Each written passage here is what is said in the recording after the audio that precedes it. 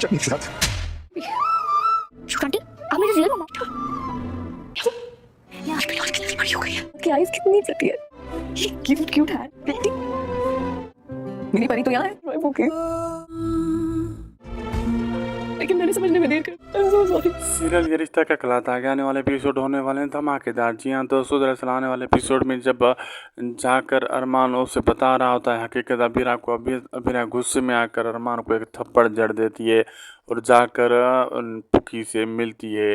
तो सारे वहाँ मौजूद होते हैं, अंजुमन और गीतू, अंजलि और अरमान भी। जब वो पुकी से मिलती है उसे कहती है आप मेरी बेटी हो, पुकी हो मेरी, वो कहती है आप मेरी असली माँ है, रियल माँ है।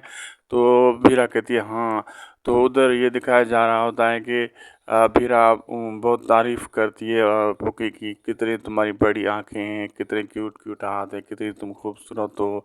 लोग कहते हैं परियां आसमान पे रहती हैं, लेकिन मेरी परी तो मेरे साथ है। और उसको गले लगाकर बहुत रोती है, बहुत रोती है। ये सीन देखकर गीतू, अंजलि भी इमोशनल हो जाती है, अरमान भी इमोशनल हो जाता है, उधर अंजुमन भी इमोशनल हो जाता है। अबीरा बहुत मतलब एक उसे समझ नहीं आ रहा होता मैं अपनी बेटी की से कैसे बात करूं।